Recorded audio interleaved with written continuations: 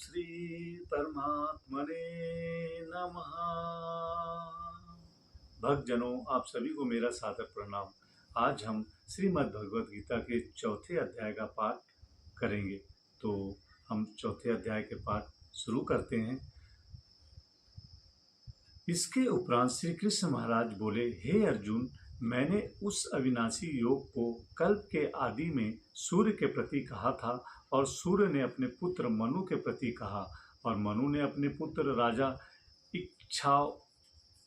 इक्ष्वाकु के प्रति कहा। इस प्रकार परंपरा से प्राप्त हुए इस योग को राज ऋषियों ने जाना, परंतु हे अर्जुन, वह योग बहुत काल से इस पृथ्वी लोक पे लोप हो गया था। वह ही यह पुरातन योग अब मैंने तेरे लिए वर्णन किया है, क्योंकि तू मेरा भक्त और प्रिय सखा है। इसीलिए तथा यह योग बहुत उत्तम और रहस्य अर्थात अति मर्म का विषय है। इस प्रकार भगवान श्री कृष्णचंद्र महाराज के वचन सुनकर अर्जुन ने पूछा, हे भगवान, आपका जन्म तो आधुनिक अर्थात अब हुआ है और सूर्य का जन्म बहुत पुराना है, इसीलिए इस योग को कल्प के आदि में आपने कहा था, यह मैं कैसे जानूं? इस पर श्री कृष्ण महाराज बोले, हे अर्जुन, मेरे और तेरे बहुत से जन्म हो चुके हैं, परंतु हे परंतप, उन सबको तू नहीं जानता और मैं जानता हूँ। मेरा जन्म प्राकृत मनुष्यों के सदृश नहीं है। मैं अविनाशी स्वरूप अजन्मा होने पर भी तथा सब भूत प्राणियों का ईश्वर होने पर भी अपनी प्रकृति को अधीन करके योग माया से प्रकट होता हूँ। हे भारत, जब जब धर्म की हानि और अधर्म की वृद्धि होती है, तब तब ही मैं अपने रूप को रचता हूँ अर्थात प्रकट करता हूँ, क्योंकि साधु पुरुषों का उद्धार करने के लिए और दूषित कर्म करने वालों का नाश करने के लिए तथा धर्म स्थापन करने के लिए युग युग में प्रकट होता हूँ।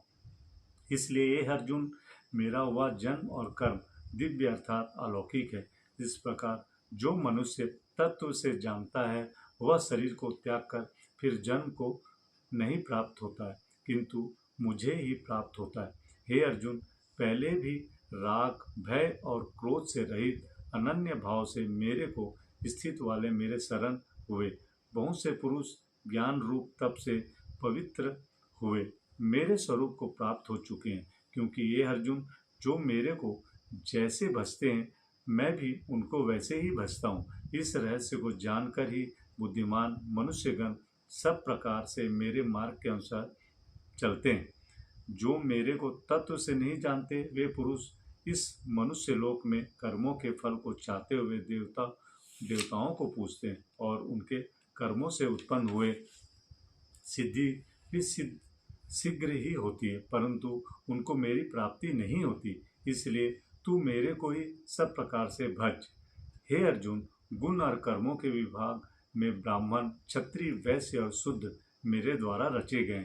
उनके कर्ता को भी मुझ अविनाशी परमेश्वर को तू अकर्ता ही जान, क्योंकि कर्मों के फल में मेरी स्पृहा नहीं है, इसलिए मेरे को कर्म लिपायमान नहीं करते। इस प्रकार जो मेरे को तत्व से जानता है, वह भी कर्मों से नहीं बनता तथा पहले होने वाले मुमुक्ष पुरुषों द्वारा भी इस प्रकार जानकर ही कर्म किया गया है। इससे तू भी पूर्वजों द्वारा सदा से किए हुए कर्म को ही कर, परंतु कर्म क्या है और अकर्म क्या है, ऐसे इस विषय में बुद्धिमान पुरुष भी मोहित हैं। इसलिए मैं इस कर्म अर्थात कर्मों का तत्व तेरे लिए अच्छी प्रकार कहूँगा कि जिसको जानकर तू अशुभ अर्थात संसार बंधन से छूट जाएगा।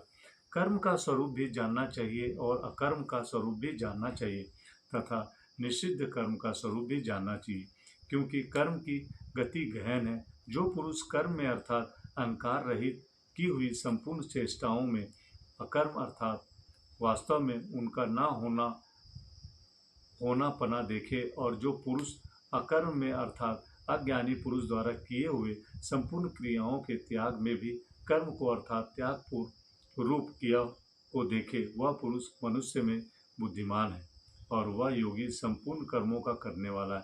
हे अर्जुन, जिसके संपूर्ण कार्य कामना और संकल्प में से रहित है, ऐसे उस ज्ञान रूप अग्नि द्वारा भस्म हुए कर्म वाले पुरुष को ज्ञानी जन भी पंडित कहते हैं। जो पुरुष सांसारिक आश्रय से रहित सदा परमानंद परमात्मा से में तृप्त है, वह कर्मों के फल से संग अर्थात कर्तव्य अभिमान को त्याग कर कर्म में अच्छी प्रकार बसता हुआ भी कुछ नहीं करता कुछ नहीं करता है।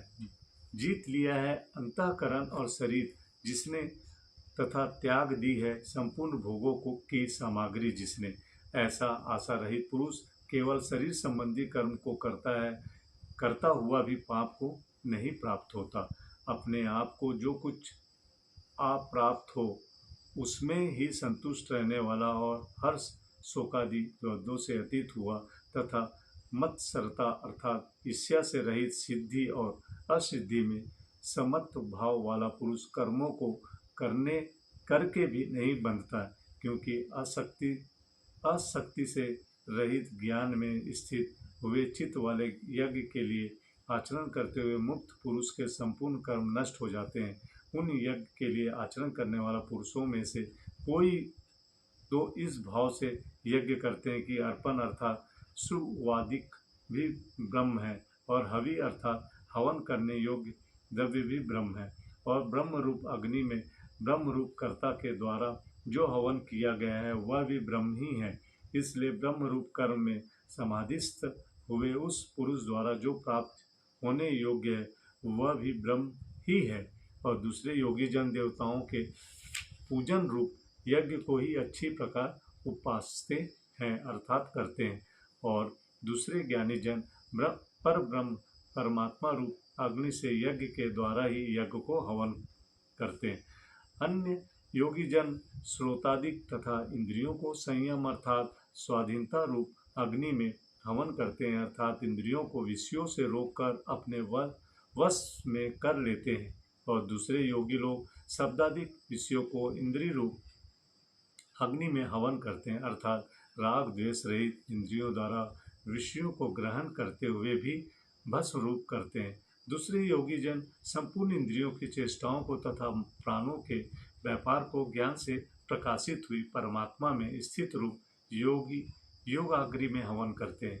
दूसरे कई पुरुष ईश्वर अर्पण बुद्धि से लोक सेवा में ब्रह्म लगाने वाले हैं। वैसे ही कई पुरुष स्वधर्म पालन रूप तत् यज्ञ को करने वाले हैं, और कई अष्टांग योग रूप यज्ञ को करने वाले हैं, और दूसरे अहिंसा आदि शिष्ट व्रतों से युक्त यत्नशील पुरुष भगवान के नाम का जप तथा भगवत प्राप्ति विषयक शास्त्रों का अध्ययन रूप ज्ञान यज्ञ के करने वाले हैं।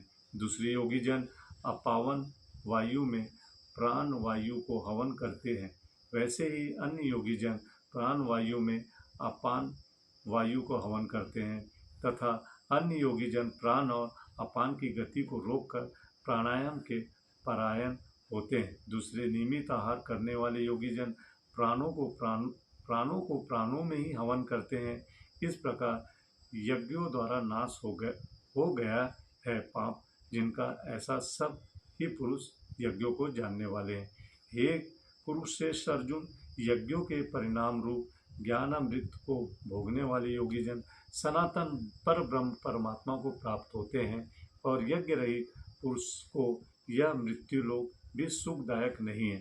फिर परलोक कैसे सुखदायक होगा? ऐसे बहुत प्रकार के यज्ञ वेद की वाणी में विस्तार किए गए हैं। उन सबको शरीर मन और इंद्रियों की क्रिया द्वारा ही उत्पन्न होने वाले जान इस प्रकार तत्व से जानकर निष्काम कर्म योग द्वारा संसार बंधन से मुक्त हो जाएगा।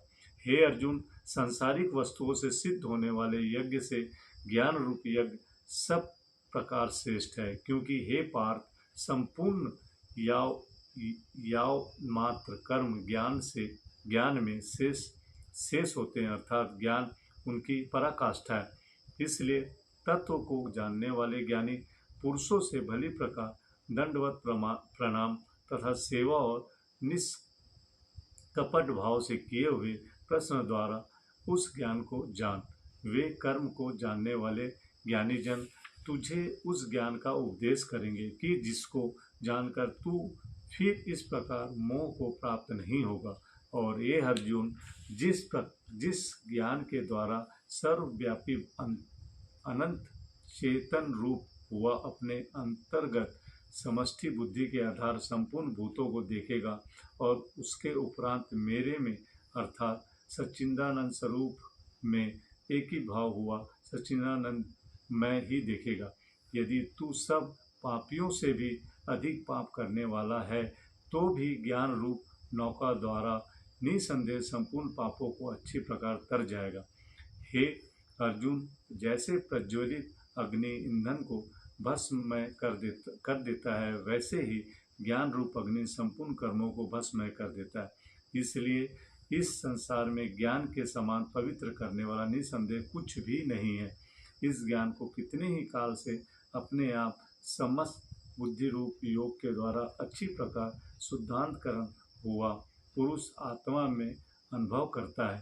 हे अर्जुन, जितेंद्रिय तत्पर हुआ श्रद्धावान पुरुष ज्ञान को प्राप्त होता है। ज्ञान को प्राप्त होकर तत्क्षण भगवत प्राप्ति रूप परम शांति को प्राप्त हो जाएगा। हे अर्जुन, भव भगवदीश को न जानने वाला तथा श्रद्धा रहित और संयम युक्त पुरुष परमार्थ से भ्रष्ट हो जाता है।